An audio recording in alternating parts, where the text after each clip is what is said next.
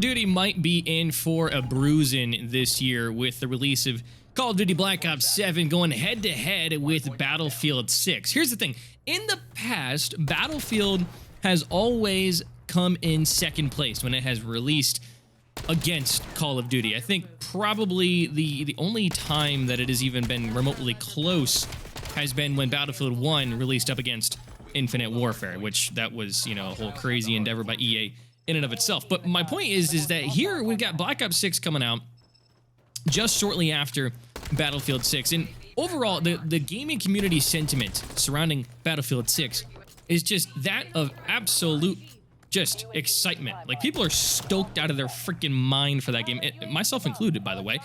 And the thing that's, in my opinion, important is that it's people who, A, are huge Battlefield fans and have been wanting a good Battlefield for a long time, and B, the general gaming audience who maybe necessarily wasn't tapped into the last several Battlefield games, like Battlefield 6, or no, sorry, Battlefield 5, and you know, Battlefield 2042, but with Battlefield 6, they've got their interest piqued.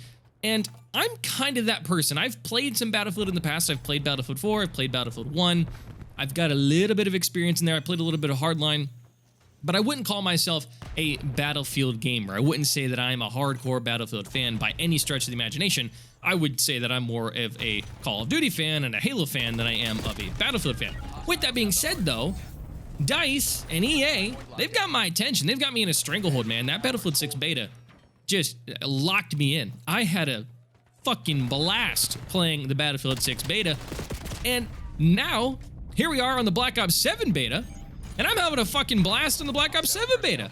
And man, what a time to be alive at this point, because it's an interesting world to be a part of right now. It's really, really interesting, because the whole thing with Battlefield 6 being like really dope and people being super excited for it has forced the hand of Activision to make Black Ops 7 even better. And how have they made it better? Well, they've been listening to the community, and they've actually been doing some things with the matchmaking. Like we talked in our last video about how they have had the open mosh pits, the classic matchmaking system for quite literally the majority of the Black Ops 7 beta, which is kind of crazy. I didn't know that that would ever happen again in Call of Duty, where we would get basically no skill-based matchmaking. I never thought that would happen, but it has happened. And the messaging that we've had from Treyarch on Twitter as we've kind of rolled through the beta, it's, I don't know, man. I don't want to, like, you know, put my, you know, count my eggs before they're hatched, but I've got a strong feeling that we might be looking at a Black Ops 7 release with reduced SBMM in all the playlists. They might just make that the normal matchmaking for the whole game. I don't know. We'll see. We haven't heard yet. We haven't had official word, but I've just got a sneaking suspicion that that might happen. And the reason for that is because of all the pressure that Battlefield 6 has been applying to Black Ops 7, which is just super interesting, because even with Treyarch and Activision making these changes and frankly listening to what we've been begging for years, the overall, I would say, general excitement from the gaming world is still not there for Black Ops 7. And to be honest with you, man, fine. That's actually, in my opinion, I think that's a good thing. I really do.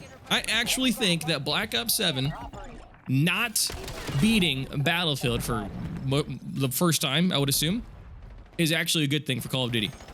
I really do. Because that means that it's going to light a fire under Activision's ass to start allowing this game to be what it needs to be and what it used to be and what made it big in the first place. If you think about it, that's honestly what has happened with Battlefield 6. Battlefield 2042 was dog shit, right? It was absolutely terrible. And then you go back to Battlefield 5, and I think the people who played the game over time, that was a good game, but there was a horrible ordeal with the marketing and leading up to release that caused that game to not succeed. So it's been a long time since Battlefield has been doing well as well. And what did they have to do with Battlefield 6? Well, they had to revert all of those poor decisions and come together to make one big, good game where they listen to the community. Obviously, we have the whole conversation between open and closed weapons, like with the classes, we have that whole ordeal. But in general, I would say that pretty much every other decision for Battlefield 6 has been seen as fantastic from the general gaming community. But I just keep coming back to this same concept that even though Black Ops 7 looks to be like they are making some W moves, and listen, let me just say this. I actually really enjoy Black Ops 7. The gameplay, I really love it. The weapons are great. The maps, by and large, are great. The score streaks are great. I mean, I'm genuinely having a blast. This is the most fun that I have had playing a Call of Duty game since Black Ops 3. I really mean that. I mean, I think it's been since Black Ops 3. This is the most fun I've had on a Call of Duty since Black Ops 3. Insane, right? Absolutely insane. And it's only the beta. But even with that said, I don't think that Call of Duty is going to reign supreme when things all get said and done. I really do think that Battlefield 6 is going to come in here swinging. It already has been. Even with these positive changes, I've seen so many people in the gaming community being incredibly apathetic to the positive changes that have happened in Battlefield 7, or sorry, in Black Ops 7. So many people have been apathetic towards those changes, and they're still just focused on Battlefield 6. So, with that being said, I really do think that when the dust settles, I think Battlefield 6 is going to end up being the winner, if you will, wearing the crown between this head-to-head matchup of Battlefield 6 and Black Ops 7. And the other thing that's really big, and honestly is going to be what, in my opinion, probably grabs the overall general audience for the FPS gaming community out there, is the fact that Battlefield 6 is going to be releasing, from what I understand, their own free-to-play battle royale with the launch of Season 1, which I believe is October 28th. Now that is incredibly interesting because, as of right now, Warzone has been pretty much left on the back burner for Call of Duty. They're not releasing a brand new big map with the release of Black Ops 7. They're just going to be releasing a halfway new rebirth map, which is just, if you ask anyone in the Warzone community, they're losing players left to right. High-profile content creators are leaving. It is going down the hole for Warzone. So what a better time for your direct competitor to release their version of a battle royale that, by the way, I think the game actually fits a battle royale better. You know, Battlefield is a big mode game. I think it makes sense for them to have a battle royale, right? What better time to release their version of a battle royale than now, to go right up head-to-head when Call of Duty is honestly bleeding at this point. Now, I've said that I do think it's a good thing for Call of Duty to not win this year, but I don't want Call of Duty to fail here because, frankly, like I said, I'm having the best experience I've had in Call of Duty in over a decade. I'm loving my experience. But I actually think that the game having not the overall, masses is probably a good thing. It's going to be a shot in the arm. It's going to show Activision that, hey, you got to start doing things right and build up that community trust, because it can be broken. And even though you think you're too big to fail, you can fail. Competition is a good thing across the board. It is absolutely a good thing. Listen, we've seen massive titans fall before, numerous times.